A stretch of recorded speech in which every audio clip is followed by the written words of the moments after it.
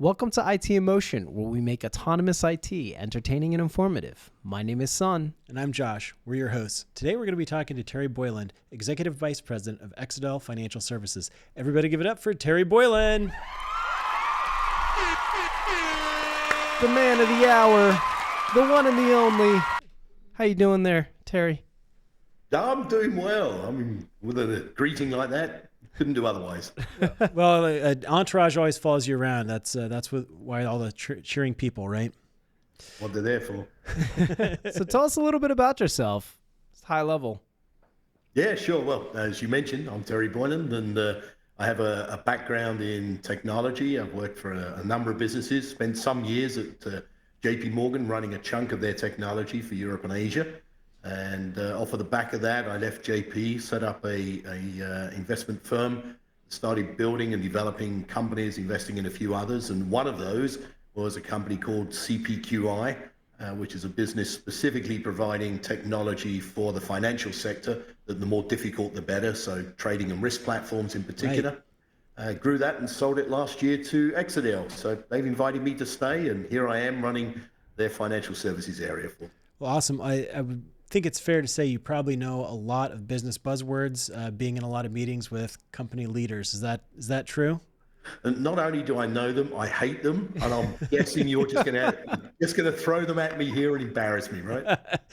Hopefully not embarrass you. So the game we're going to play is a bit of an icebreaker. We're going to throw out some buzzwords that we hear around the office, that others hear around the office, and the idea is just, where do you think it came from? What does it mean, right? Just kind of give your thoughts on it. So we'll start with one that's, I won't give it too much of an intro.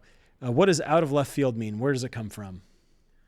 So I'm guessing this is something you Americans have and not us Brits, right? Because we play football, which is a game played with the ball and the feet, not with some oval shaped thing and the hands. But I'm guessing that came out of the left field of some American game, and it means that it was something unexpected that's being presented in the meeting. Yeah, that's absolutely correct. It comes from baseball, right? So the main action of the game is happening in the infield, and if someone way out in left field threw a ball in, you'd be pretty surprised. America's favorite pastime sport, right? Isn't that what it is? That's right. All right. The next one is wood behind the arrow. Wood behind the arrow. I've got to tell, I've never heard that one, but I'm guessing that it's what gives the force and the energy to the arrow so that it flies straight through the air. So perhaps this refers to information that's being presented to support a point during a meeting. Am I miles off? Your reasoning behind it is good. The meaning of it is like to put resources into something to solve the problem. So you get half a point for that one. Just kidding. All right. Go ahead with the next one. Next one is table stakes. Well, so everybody loves Vegas. Yes. And I guess that's where it came from, right? I'm a roulette guy personally. I don't actually gamble that much, but a couple of bucks on roulette, see if number 23 comes up.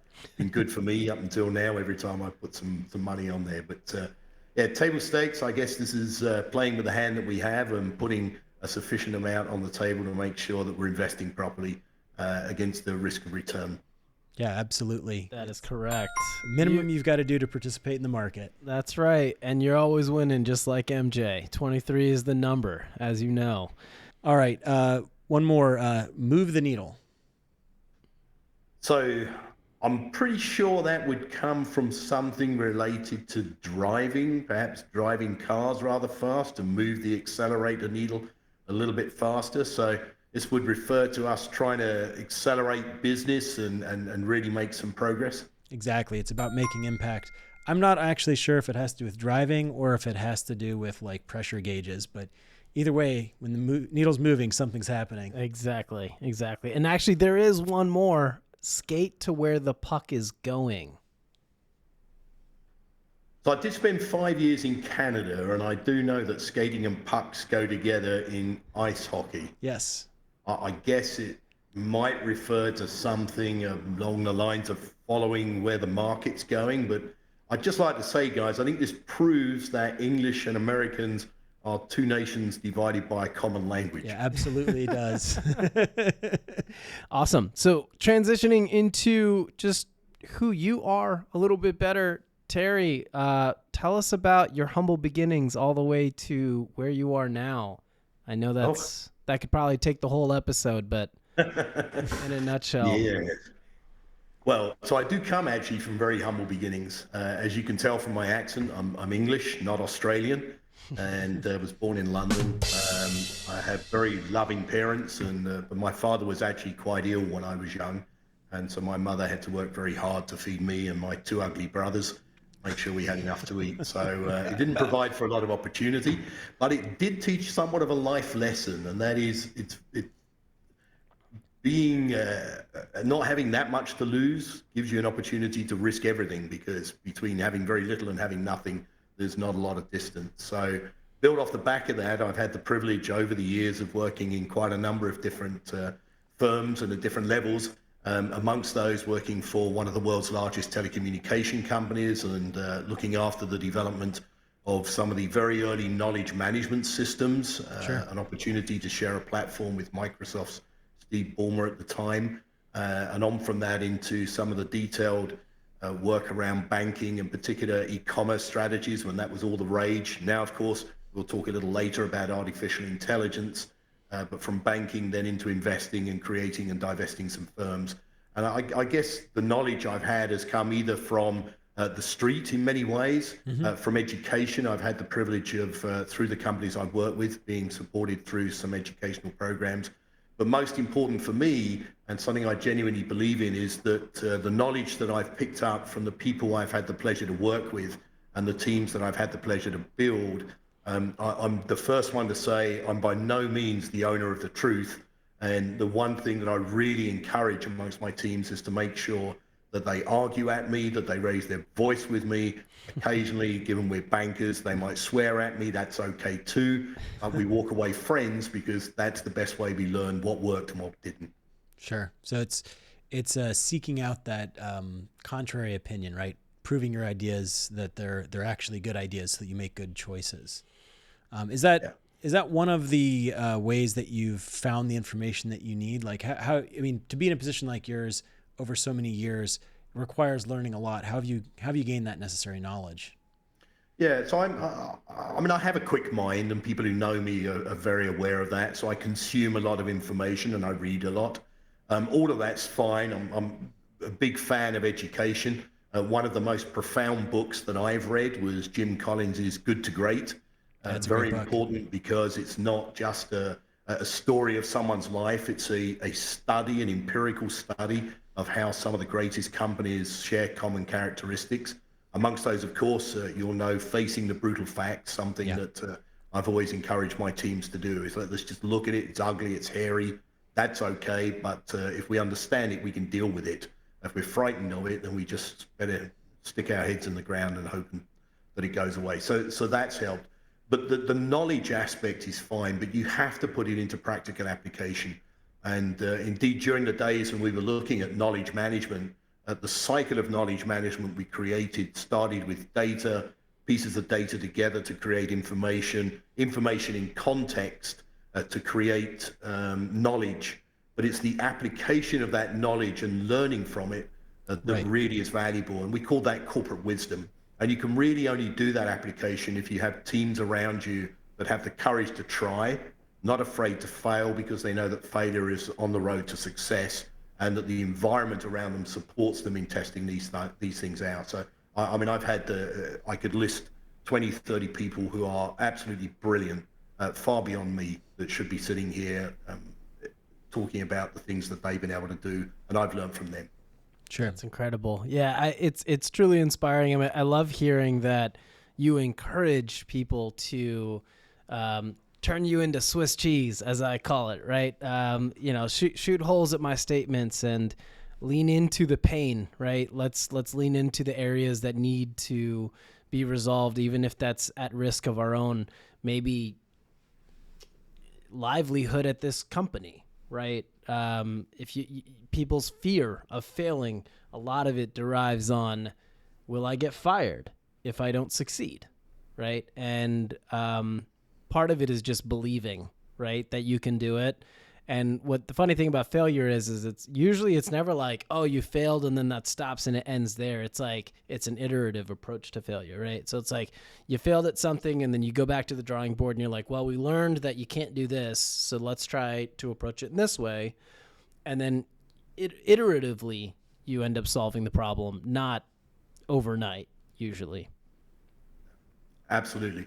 Which leads into modern methods of development of new systems, right? Where we're using DevOps and Agile instead of just designing a battleship, coding it, testing it, and by the time it's placed in the water, the technology and business has advanced so far that it's no longer relevant. So this learning as we go is so important with modern technologies. Yeah, absolutely. That whole Agile concept of, building something in a short period of time, releasing that value, releasing that software, letting someone who's going to use it look at it, give feedback, so that you don't go down the wrong path really far before you find out, right? You find out really early on, you make adjustments, you make corrections, and you're always working towards something that's relevant to the needs of your business, needs of your customers, needs of your users. Well expressed, exactly right. Terry, you have quite the impressive resume, former CTO of JP Morgan Chase in EMEA and Asia. And, so you've worked with a ton of different global teams. And nowadays it's so complicated because many of our teams are distributed around the world, right? So how do you coordinate with teams in different continents? It's a very good and extremely important question with so many aspects to it, from culture, which can't be ignored. I mean, we're in a world today where everybody has to be so careful what they say, but culture has a tremendous impact on the way in which people work. So for example, when we work with India, there's a particular way of expressing not only the requirements, but the desire of the firm. If you work in Latin America, I'm sitting in São Paulo right now, their mindset is very different. It's an exceedingly social culture. If there's something that needs to be said, it's best said over a cup of coffee and a biscuit. And if you don't respect those rules, then you can end up with productivity issues because of the way in which different cultures work. And of course, I'm a Brit, and so I'm very happy to talk about our culture as Brits. Yes, we are a little bit cold. Yes, we have to be properly introduced. All of that's true. And we are very clear and very blunt and extremely good at managing risk. That's what Brits do. So if you understand those cultural differences, then you'll get the best out of the teams where you are. The second thing to understand is that whilst we can work globally, you really are more concentrated and your heart is more concentrated on where you are physically located. So right now I'm in São Paulo. Of course, we have business across the globe. I'm thinking about North America, where you guys are sitting, the biggest market in the world. But really, 80% of my day today has been having lunch with local banks and enjoying the local food and drink and thinking about how the local people here can do business with the local community. Mm-hmm. So it's important when you work globally to choose your generals well and to make sure that you have people you trust and people who can drive your business as if they're an owner in the key locations in which you need to work. And the last aspect I think we need to discuss, because it's become a little bit crazy over the years, is the respect for people's time. It's very important that when you work in a global team, your senior managers know when it's time to turn off, that that's perfectly acceptable, that they're not expected to check the phone at 11 o'clock at night and at 5:30 in the morning, because things can wait. Nothing normally is that urgent. So it's very important to respect people's time when you have a global team at the senior management level and make sure that they're fully aware of that. Yeah, that's great insights. I mean, if I could distill out a lot of what it is, it's about respect for people where they're at and making sure that they feel taken care of. Yeah. And it's really interesting because that last point, as much as I agree with it, part of me, on the contrary, it's like, well, you still need to have that verbal communication time with these folks. And some of these folks are in India. And if we're on the Eastern Standard Time of America, it's going to be one of the two parties is going to be talking on the phone outside of normal business hours. So how do we manage that? So local management is extremely important for that. It's essential to understand that people are not at their best when they're working either very long or very late hours. And that's one of the differences that's happening now, for example, with some of the development methodologies, where you have a 10.5 hour time difference and you've got agile teams which really are supposed to be awake at the same time. Right. East to west doesn't work so well, but north to south does. So you'll see a number of major firms these days are beginning to look at strategies from North America through to Mexico, Argentina, the northeast of Brazil, not São Paulo itself, it's quite expensive, but the northeast of Brazil, even Colombia, so that they overcome that time difference problem. But you really have to rely on local management if you've got a big time difference. Doing a town hall once a month, fine. But having as part of someone's job the fact that they have to regularly take time away from their families and away from their own comfort, I think COVID has taught us that we can work remotely and we can work well, for as sad as COVID was, if we respect people's time and attention to their families and their personal lives as well. So speaking of this COVID, you brought up we're talking about digital transformation right now. We're talking about even COVID has proven that. Tell us a little bit how COVID impacted digital transformation. There's a massive sea change in people's attitudes, right? I mean, absolutely it was, yeah. Just for us, for example, as a company, we absolutely killed our travel and entertainment budget because we couldn't go anywhere or spend anything. And we put that into digital marketing so that we could try and touch people. Every other organization's trying to come up with models during that period of how they can keep their communities engaged with them and keep their business going without any physical touch points. So in our market, and I'm from the financial sector, what used to be plans for the future about how we can build digital channels, and those were accelerated at a rate that drove the demand for resources through the roof to try and play catch up. And it had several steps. Well, the first is, how do we take our own employees and get them remote in a safe, secure environment, not only for them, but for our organization and the data that our organization has to access. That was step number one. And it took a few months, and during that time, pipelines for sales just disappeared completely. Yeah. People weren't interested. That's just what happened. Secondly, they then started looking at, well, we've got on-premises stuff. So people have got to come into the data centers, they've got to look after the machines, they've got to do their backups and their app monitoring. And so what happened with that? Well, this is where you guys fit in. That There was a massive wave of, well, can we get this stuff off of prem, get it up into the cloud, and get it managed by companies like ScienceLogic, who monitor and care for that stuff in a way that our staff wouldn't then need to. So that was the second stage. There's then, okay, we've done that. So what do we do now to keep engaged with our client base and make sure they know we're here for them at a time when it's really necessary? And we saw a number of organizations introduce new channel strategies. So previously, channels was just about, let's execute on a cell phone or on the web or on the TV or by phoning somebody up or by going to a branch.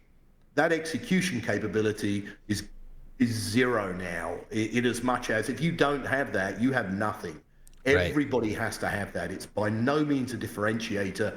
And those that didn't have it worked hard to make sure that they caught up to give themselves at least that minimum functionality of execution on any platform, at speed and with integrity.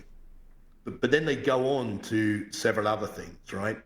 So then you're looking at, well, how can I then engage my community who lost all of their communities that they have? And we all have them. You know, I've got a community of guys who go out drinking once in a while, and we talk about companies in which we should invest. It's my little investment community. I have a little community of people perhaps that I have breakfast with once in a while, and I talk about how I can help my daughters have enjoyable and good lives. It's a different community. Right. And you guys have it too, I'm sure. Community for, what was that game you mentioned? Baseball? Baseball, yeah. Call that rounders in England. So community for your sports, a community that, and we all have that, right? And we lost all of that personal contact during COVID.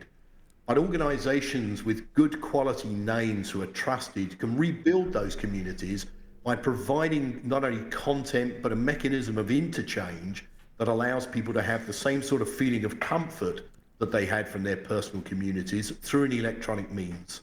And so we've seen a number of organizations produce those sort of strategies. And then on from that to tackle a big problem, and that is fake news. Yeah. One of the challenges with fake news is the fact that who do you trust? Even some of the news channels occasionally publish stuff which is exaggerated, and they do that deliberately because it attracts people to their website. Right. It's not that it's wrong, don't get me wrong, I'm not accusing anybody of that, but Right. it's just bigger than it needs to be, or it's more complex than it needs to be. So large brand names that are trusted can produce news that goes around this fake news element and provides people with something that's trustworthy, simple, easy to understand, and relevant to them. And I guess inside that then fits data strategy and artificial intelligence, which I suspect we'll come to in a minute. Yeah, absolutely. Well, let's actually get into that. I know that, in the financial industry, there's some regulations and AI kind of plays into that.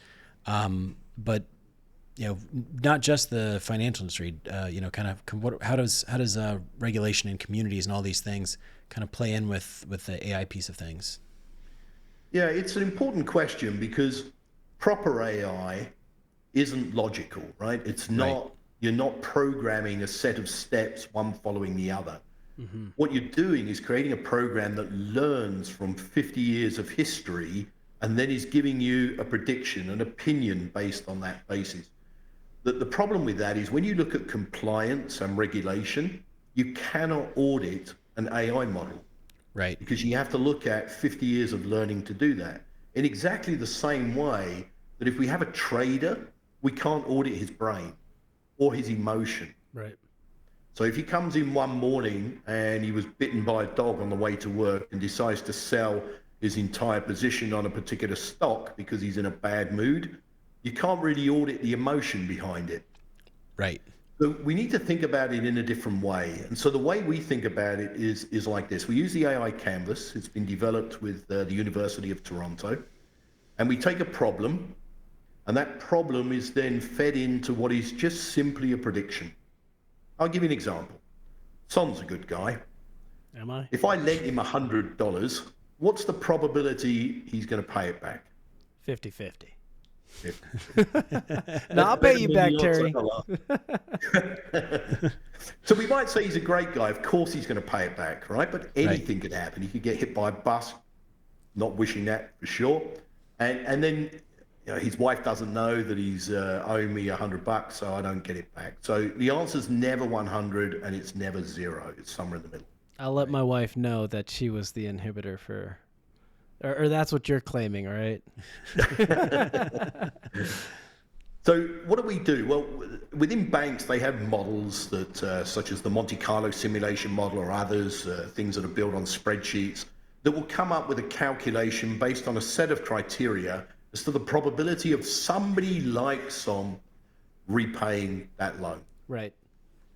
We can replace that with an artificial intelligence model. And all that is doing is providing a prediction. Let's say that prediction is 87% probability that he will pay it back. The question then is, what do we do with predictions? And we all do different things with the same prediction. I mean, let's try a little experiment here amongst the three of us. If there's a 72% chance that tomorrow it's going to rain, are you going to take an umbrella to work or not? Possibly. There's a pretty light. Tomorrow's Saturday, so I'm probably not going to. Well, there's that. But let's say if we're talking about Monday, yeah, there's a pretty high chance if it's 72%. Yeah. I'll bring a small umbrella. It will be like travel size. Yeah, I probably would as well. You probably, and I can tell you, I wouldn't bother. Because you know what? It's not 90%. It might not rain. I'm going to lose the umbrella. So I wouldn't bother. So we've got exactly the same prediction, but we've got a maybe, a yes, and a no. So all three of us are likely to give different answers on the same prediction. Right. And that's because we're humans. We react to predictions differently. So when we look at artificial intelligence, supervised AI as a prediction, then what we can say is that the decision based on that percentage is taken by humans. Right. Now, we might say, well, what about automation? But that's a human choice again. We might turn around and say, if the probability is 85% that he's going to pay it back or greater, then I'm always going to lend the money. That's fine. That's a human took that decision to automate. Right. Because of that, compliance and regulation have their place. They're not auditing the prediction. They're auditing the decision that was made on the prediction. And that is where the human element comes in, and always should. For as long as we do that, we shouldn't be scared that AI is going to take over the world. So of course we have the prediction, we then take a decision, I'm going to lend the money. We then take an action, which is to lend the money. We then get a result, which is he didn't pay it back after all. And as a result of that, we learn, goes back into the model, and then the prediction improves over time. And we learn never to lend money to someone. That's a key takeaway today. That was a joke. You can always trust me, Terry. Come on now, you know this. I know. It's interesting though, because through this conversation, I was just thinking, you're right. People would respond differently to different scenarios or different statistics that they see, right? And right now, it's like people can ask a question on ChatGPT, and they might get the same answer, right? But everybody would interpret that answer differently, or everybody would accept or reject that answer based on where they're at right now, depending on who they are and their circumstances, right? Talk to me a little bit about that. I mean, ChatGPT is only as good as whoever's feeding it information, right? That's the big thing now, right? Everybody has to have ChatGPT for something. Nobody knows how to make money with it. Every board of directors says that companies have to have it. What is it? As an artificial intelligence learning engine, it's very important to understand how it's trained. And I'll give you a little example of this, because training of AI can have its biases. I mean, if we were to say Josh here needs to employ someone new to do the podcast with him, and we had 1,000 CVs, we could get an AI engine to look at all the people he's employed in the past, all the CVs, do a bit of clever AI, and pick all the people that he wants. It just turns out that by chance, everybody he's employed in the past was smaller than 5 foot tall. And he'd never noticed that, but the AI does. So it would only give him CVs of people who were under 5 feet tall, rather than looking at who he's employed in the past that has stayed the longest and been promoted the fastest, which is probably a better criteria. So how we train is important. And an example of that inside ChatGPT, my 17-year-old daughter and I, who both speak both English and Portuguese, we asked ChatGPT the same question in both languages. We asked it, how do I discipline my daughter? In Portuguese, the system said you should sit down, listen to what she has to say, give her some guidance and orientation, explain the consequences of her actions, and help her see that there might be a better course in the future. We asked the same question in English, and the platform gave 4 answers. 3 of them were fairly similar. But the last answer was basically, ask your daughter if she's okay with you smacking her, and if she is, you can administer corporal punishment. It's exactly the same coding, exactly the same model. It's been trained with a bias by somebody who obviously thinks English people are violent. So this is important for us when we consider how to apply these things inside the context of a business. Now, what is ChatGPT? Well, we've really got 3 things together, right? We've got a Google type interface. Yeah. Mm-hmm. We've got an encyclopedic knowledge of Wikipedia. Yeah. Yep. And we've got a platform that's learning from its interactions through us. The problem is that you can't take an AI model, give it 50 years of data, and have a 50-year-old that you can talk to who's wise and understanding when you put it out in the normal world. What you've got is a child with 50 years of knowledge that's never interacted with human beings before in the past. They will learn from you. And it'll accept what you say as part of its learning mechanism. If enough people say it, then it will begin to give those answers as being, this must be true. Everybody's saying this. So it's important to consider what we can do with it. So when we look at ChatGPT and we give some guidance on how can you deploy it inside your organization, there are ways, and there are ways to make money. It isn't just one of these artificial intelligence, Second Life metaverse platforms that actually don't really make money, right? Right. If we think about it as being a platform for education, and it really is, people are asking it, what can you tell me about this? And we deal with it that way, then you'll find there are lots of applications for ChatGPT that will help reduce costs on the one hand, but also coupling it with other things like market data and trading capabilities would enable a whole new range of retail-based clients just in the financial sector alone to look at new product types that they've never traded before. You know what's really interesting is once you input things into ChatGPT, does that then become the ownership of OpenAI?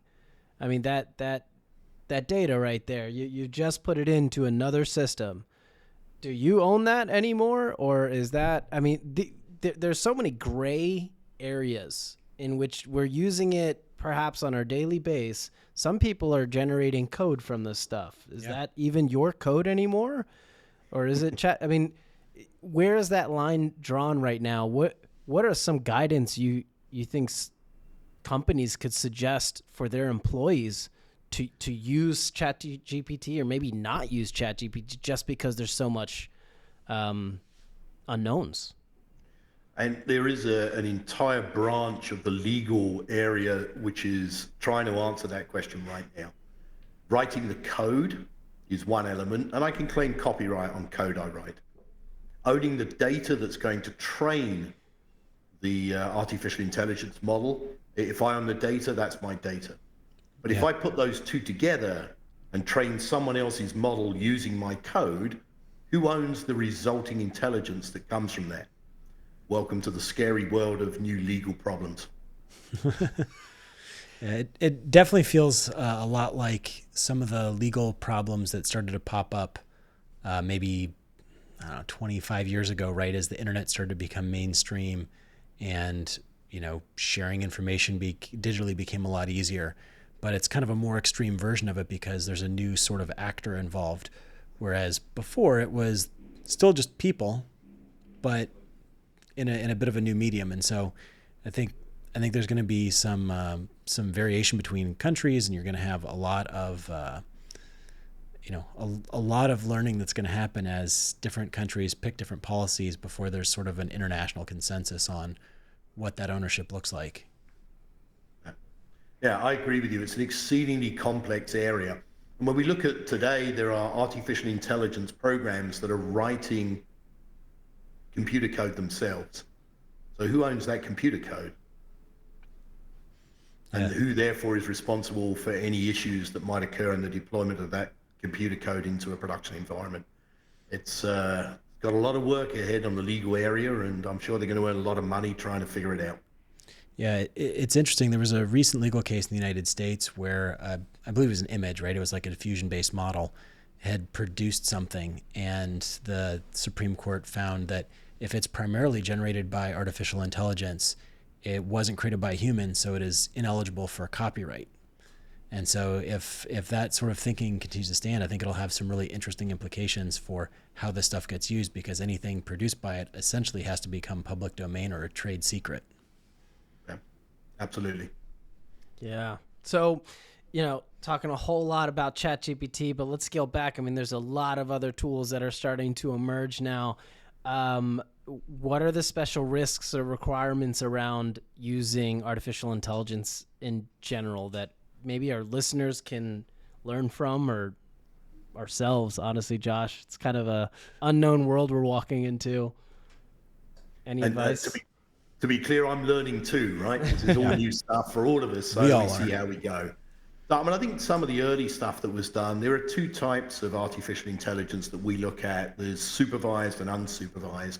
Unsupervised AI requires a tremendous amount of processing power to look at massive amounts of data, right, and to try and determine from that whether there are groupings of data that can then look at some sort of pattern that lead us to certain conclusions. And Amazon and Google do that sort of stuff. In fact, there are places where Amazon delivers stuff to your door without you asking for it because they're pretty sure you want it. And if you leave it out, they'll pick it up the next day and leave you something else that might be something you want. But for me, I understand that that can have value in certain communities. I've got to be honest, I do think it drives a little bit of materialism. Yeah. I think we need to simplify life and just not buy so much stuff and just be happy with the things that we have. So there are the risks of consumerism and materialism that come from that type of AI. I think the biggest issues with supervised AI is applying it in a way that's helpful and not in a way that's just commercial. So we all have to make profits, and that's understandable. Making profit is important to have a healthy business that protects jobs and makes sure that companies can go through difficult times by maintaining the staff that they have. But AI that's being used just to drive the next piece of business, and within the financial sector, examples of that would be some of the gamification models where we're trying to help people take on a new loan or to accelerate certain purchases of insurance or other things by the use of AI, by identifying trigger points during their life that they might be reaching, and then saying, look, here, automatically, I'm going to put up for you. You wanted to go on holiday in 3 months' time. I know what your bank account looks like because it's with me. I can see you're not going to make it. So why don't I lend you $3,000 to be able to pay for the plane tickets? Is that healthy? So we need an ethical approach to AI in the financial sector that's going to make sure that it's within people's means to be able to borrow money around that. There are some other elements which are interesting and are changing. And one of the areas that we've started to explore right now is the area of options within the financial markets. Options are scarily complex according to banks, but they're not really. They make them complex because the options market determines to an extent what the price of a particular share on the stock market will be in 3 months' time, in 6 months' time, depending on the expiry of the option. Yeah. If we start getting retail people across the world involved in buying options, then that stability of a prediction for the future becomes more difficult. So using ChatGPT to explain that creates a less stable world. Is that a world that's fairer or not? I don't know. Retail people are excluded from large areas of the financial markets because they don't have enough capital or because they're just afraid that it's going to be complex and told that they can lose all their money. Things that aren't necessarily true. Right. Or just that, to be clear, some options you can, but things like covered options have a limited upside but no risk. right. I think also there's a concern on the part of regulators that if you allow retail investors into some of these markets, that bad actors might be able to more easily come in and swindle people out of their money. Yes, true. There's always that human risk. Yeah. I mean, you see that in the crypto space, right? Like, because cryptocurrency was sort of a new asset class, it kind of went unregulated for a while, and people, there's some legitimate things going on in the crypto world, but there was a lot of not so legitimate stuff going on that was, not there to finance some interesting idea or some decentralized network. It was there to bilk people of their money. Actually, what are your thoughts on cryptocurrency? I'm curious. You're a finance guy yourself, so you must have a hot take on this. Yeah, so I mean, there's three different things here for me, right? There's the distributed ledger technology, which has a very important place that I think will continue to grow. There's cryptocurrencies themselves, such as Bitcoin. The question is, what are they worth? So with real money in the past, we had a gold standard, and we knew how much they were worth because there was gold sitting in the Federal Reserve that backed it. Today, of course, we don't have that gold standard, so it's actually based more around confidence. And that's what aligns more to the Bitcoin and other coins, Ethereum and others that are out there, is the value of those is based on pure capitalist market. What do I think it's worth? What can I sell it for? What am I prepared to pay to buy it? Right. So that creates a level of volatility, which at the moment, frankly, is unhealthy. But the technology that underpins that is being used by a number of governments to create an electronic coin of their own, which is tied to their own currency. And that's very interesting. At some point in the future, we're all going to stop using cash. And in fact, probably most of us rarely use cash anyway. And having I guess a stable coin mechanism is going to help with that. But then there's the other aspect of the NFTs. And for me, NFTs have a tremendous application across the world that's been relatively unexplored up until now. I agree. So because they're non-fungible, they can't be deleted, they can't be changed, they're a permanent record. If we take one of the biggest issues within the financial sector, which is related to what Josh was saying, and that is the KYC, the know your customer. You can't open a bank account until there's been a sort of background check. Are you on some list that you shouldn't be on? Are you really living where you're supposed to be? Is this really you? That process costs an absolute fortune every year, billions of dollars for the financial sector. But what we could do is we could link all of the electronic assets that refer to you to an NFT as a single contract inside a non-fungible token. And you should be able to walk into a bank and say, KYC, here's my NFT. Plug it in, you'll see my details. If anything changes, such as moving house, just create a new NFT that inherits the previous one and changes your address and points to that as the location where you now live. Using it for that will strip out a whole level of complexity and a tremendous amount of risk to the market with a simple application. And because we can do it with that, we can do it with house registration, car registration, across a whole range of things.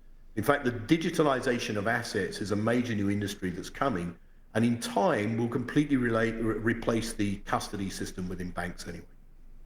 So what you're saying is it's not about those apes that we saw that were sold for millions of dollars. That's not what NFTs are really about. I'm really glad that you're putting it into context within real industries, right? Because I think that for a lot of people, they heard about NFTs through these pictures or graphics that were created that were sold for an astronomical amount. We knew that was just waiting to be busted, right? I'm curious, when do we think that will likely start to emerge? Because it's all about timing, right?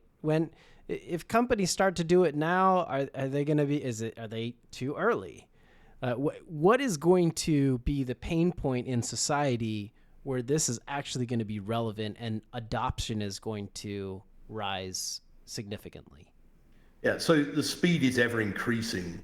And these new technologies are often used for things that are rather silly to start with. If we look at when Tim Berners-Lee invented the World Wide Web for us, and that was then something that was available publicly. What was it used for to start with? I don't want to get crude, but we do know that there's a whole underlying subculture of pornography out there, and that's where it went. And then after time, that helped develop payment systems and video streaming systems and other things that are used in industries that are more focused on other more dignified things, right? So with NFTs, we started with, let's create a little token that represents the Picasso hanging in your house, and I can own the token, therefore I own the painting, which I don't understand because it's hanging in your house. So give me the painting, right? So it's a little bit silly. It's a bit of a gimmick. The application of some of these technologies is already out there in the market. So if we see the blockchain stuff is becoming ever more important. The financial markets, for example, in North America, other parts of the world too, are moving to a faster settlement period to go from T+2 to T+1. That means that you buy your shares today, it settles tomorrow. But the plan is to get them to T+0, which is called dynamic settlement. And that will really only be possible with some sort of blockchain mechanism. The digitalization of physical assets using NFTs is an industry that's already beginning to progress. And organizations like Fidelity, for example, are already exploring quite strongly how they can produce a digital custody mechanism that can be used for a number of these things. So I would say this is no longer bleeding edge, it's becoming leading edge. And if you're not getting involved in this right now, stop and take a look at it. Because within the next 3 to 5 years, digitalization of assets using NFT will become far more popular. And within 10 years, I suspect it will become a standard. Amazing. That makes a lot of sense, right? One of the key challenges in technology across the board is interoperability, right? That it's hard for different organizations to operate with each other because they compete, because they have different incentives.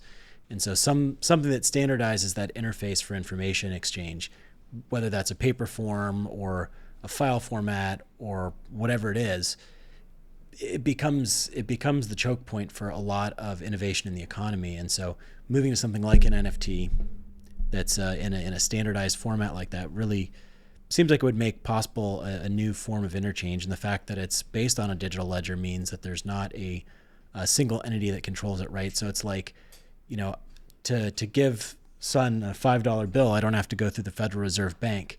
But if I want to do the same thing with PayPal, I do have to go through PayPal to do it. And so kind of eliminating that need for a middleman while still maintaining that security. It's a really interesting application. Do you think that there's, there's some big moves there, right? Like the move from proof of work in the Ethereum chain to proof of stake.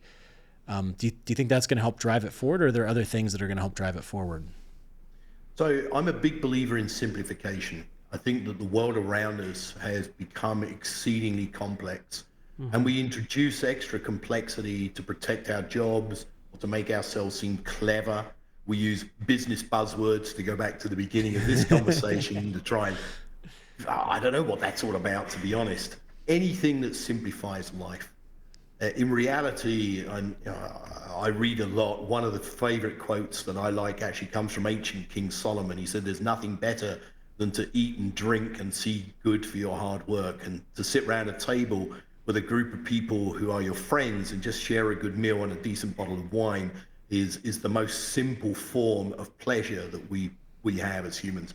So I think the more we can do to simplify things, then the better life is. And it is my hope that actually ChatGPT over time will become one of the routes by which people can say, this is too complex, will you explain it to me? And that it can put it into a context which is simple enough for any average human to be able to understand. So yes, I think anything that simplifies life is beneficial. Amazing. Excellent. So what other sorts of AI tools do you think will be the most impactful on businesses in the near future? I know we've already talked about a few, but is there others that come to mind? I think that the areas that we struggle with within the financial sector and across the world, okay, one is risk. So we talk about risk in the financial sector as market risk, credit risk, and operational risk. Artificial intelligence can help us because it looks at possible modeling of the future, at where those risks can occur, and it can help us identify mechanisms by which they can be mitigated if necessary. But it's not just there. The world has a lot of risk. And you can just sit here and think about it, right? There's geopolitical risk. Can we in some way help model that geopolitical risk and see if we can just calm the waters a little bit? There's risk with certain weather types. There's risk with certain events such as hurricanes and earthquakes and volcanoes that are already being used for AI to do some modeling to help us reduce and mitigate those risks. So I think the more we look at risk area and AI's ability using the past to tell us a little about what might happen in the future, it's going to be beneficial across a whole range of industries. The second is, how can we look at our economy going forward? And we've seen some massive changes in economy just over the last 20, 30 years. I mean, 2008, 2009, I'm sure many of your listeners here have seen The Big Short. And the film highlights that very clever people were able to identify that there was a problem and to take advantage of that. If AI was properly deployed at the time, it would have been possible to see it. So if we can eliminate these massive undulations in changes of economic status within regions, countries, or globally using artificial intelligence, that's got to be good for all of us, right? Yeah. So I think that there's still a long way to go with the macro issues of this planet and the application of artificial intelligence. I love that. I love that component of just being able to visualize it. It would have saved us all, right? It's a lot of these books are kept behind closed doors, and a lot of us don't pay attention to it because we're focused on the things in front of us. So, all those sort of undulations, like you say, really, really can impact things, and being able to smooth out a lot of that. I mean, I think Australia is probably the best example of a country that's somehow managed to do it, and it does benefit the people who can benefit from that. Terry, it's been such a wonderful conversation with you. We really appreciated all of your insight into this whole conversation. We're curious if you could share with us and our listeners where they can learn a little bit about you, what you do, maybe how to get in contact. You can connect with me on LinkedIn, Terry Boyland, EVP, Exadel Financial Services. Exadel.com's website's there. There's a section for the financial services area that I run. Or just drop me an email. The door's open, folks. You heard it. But it'll eventually close. Thanks again, Terry. Thanks, Terry. It's been a pleasure. We look forward to seeing you hopefully in our area. Come visit us at our headquarters. You're more than welcome to come. I'm really looking forward to meeting you again. That's great. I'd love to do that. Thank you very much, guys. It's been great. Yeah, thank you. It's been great. And thank you to our listeners. We'll see you next time. Take care. Bye-bye. Thanks for listening, everyone. I hope you enjoyed today's podcast episode. If you did, please subscribe. We're regularly releasing new episodes on Apple, YouTube, Stitcher, Spotify, and other podcast platforms. You can also find our podcast at ScienceLogic.com/podcast.